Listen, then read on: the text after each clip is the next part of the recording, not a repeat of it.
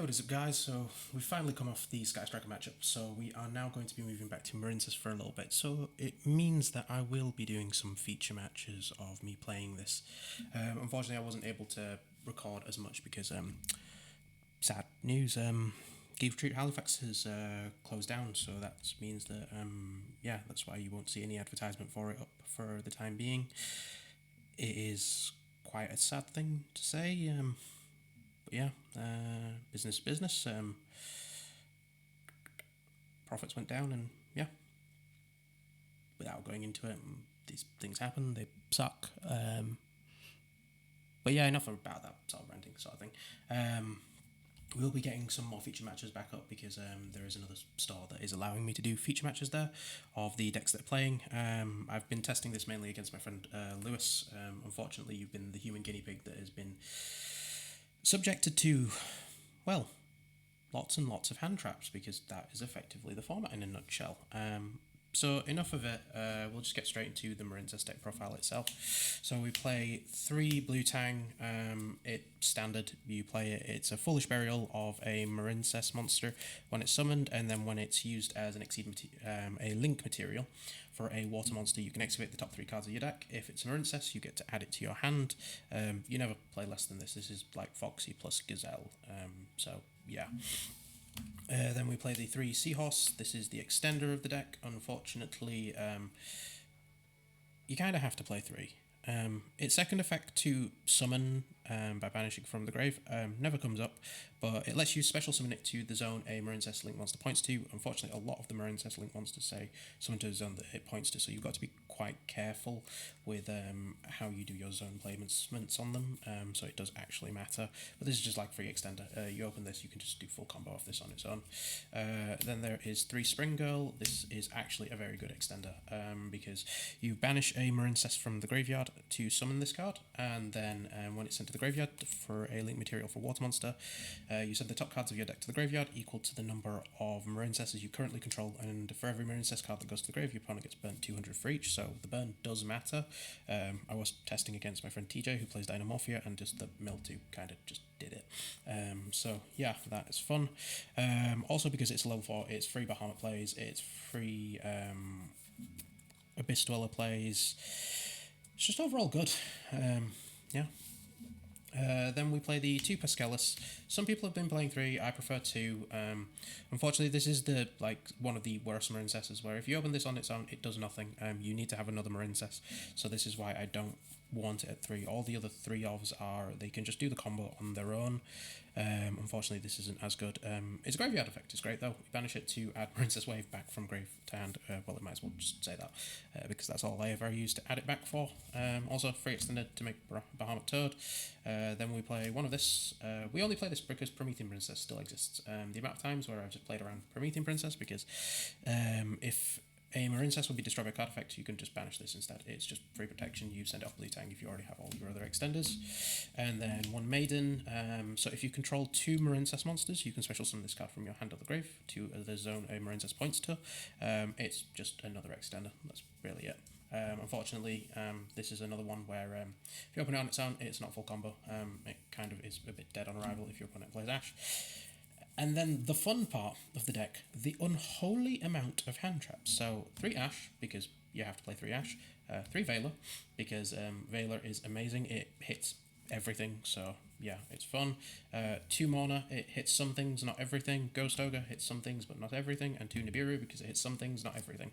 The reason why we play the ratio that we do for this is because the 3 ofs hits everything, the 2 ofs are a bit more circumstantial, so it allows me to go through my side deck and amend the hand traps according to the matchup that is needed. Then we play the 1 Battle Ocean. You never play more than this.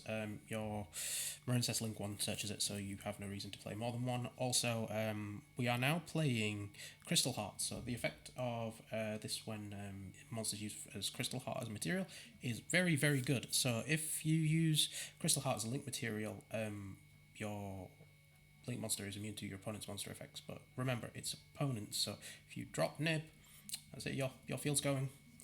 Sucks, but yeah.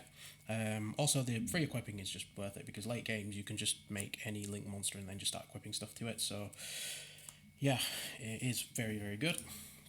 Then 2 dive. I have seen people play this at 1. I prefer the 2 of because it's just better. If I draw it, it's never been a dead card, and late game, having the second that I can search into is quite good. So yeah, it's just worth it. So if you don't control Battle Ocean, it's a reborn, and if you control Battle Ocean, it's a summon from deck. So it's not the worst thing. If you open this plus plus a way to get to Battle Ocean, it's just all right. Then the 3 Signet Mining, I will probably take these out. These are terrible. You discard to search, which unfortunately means that you are susceptible to hand traps, which make you lose 2 cards instead of 1, which sucks really, really badly. Fair enough, it searches everything in the deck. However, a lot of things are just 1-card starters. The amount of times that this just gets hashed, it sucks. Get drawled from this, it sucks. So yeah, I probably will take these out for crossouts at some point when I get around to buying them. Then we play 3 Prosperity. Yes, your extra deck is very tight, so you can only really reveal 3. 6 if you're in a really, really bad situation, but there's never been a circumstance where I've wanted to reveal 6. Then 3 Forbidden Droplets. This card is amazing. It's quite funny.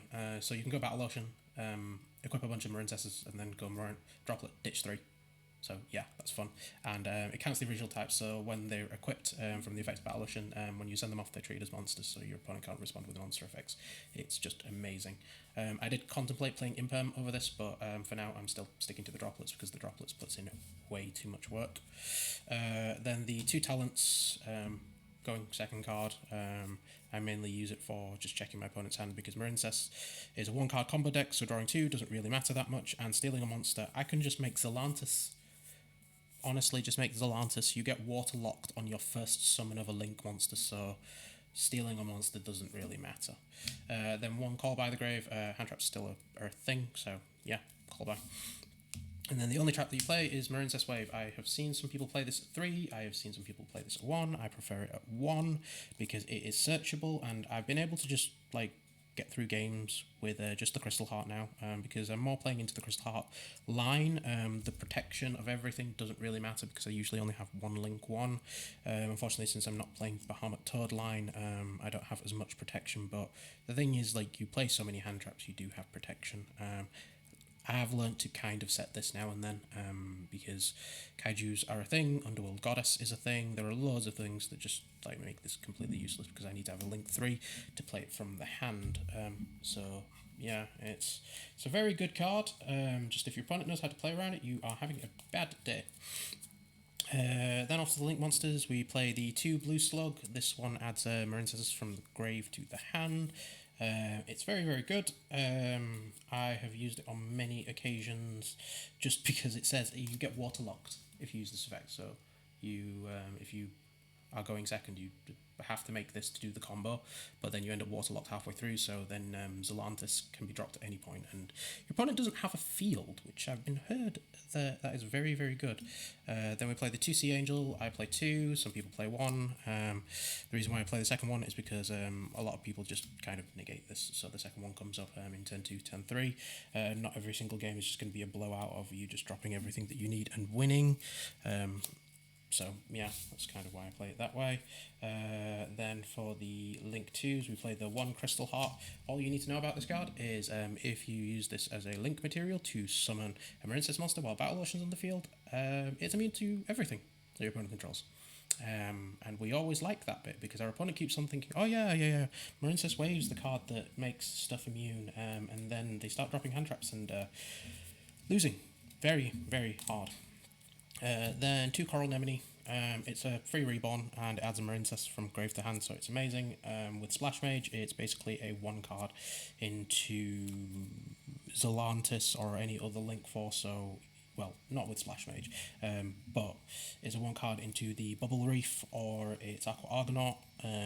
Loads of times, once you have the Crystal Heart in the graveyard, it makes it really, really easy to get into Zelantis because the only thing is, it reborns monsters with 1500 attack or less, which kind of sucks for certain things, but Crystal Heart has 0 attack, so yeah, that's great. 1 Splash Mage, it's Cyber Step, so it is required. Then we play the one Marble Rock. We don't play any more than this. This usually gets to adding our stuff from graveyard back to hand, so yeah, it is quite good in that way.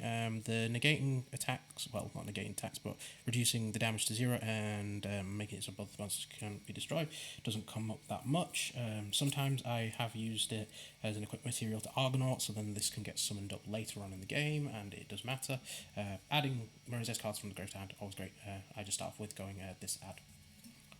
MARINCESS Wave back to hand, and our opponent has sad times. Then we play the one Coral Triangle. This one searches Wave and is also a bootleg Soul Charge. If you do the combo, yes, you do end up with this in graveyard in case you lose a lot of stuff on the field, but I have been summoning it less and less because I've been trying to make Marble Rock instead, because hand traps are just great. Then we play the one Aqua Argonaut. This is one of your Link 4s. This is the spell Trap Negate. Unfortunately, it is a once per turn. It would be great if it wasn't, but beggars can't be choosers. One Bubble Reef. I make this if I don't have access to the field spell, because this lets me just draw into more hand traps.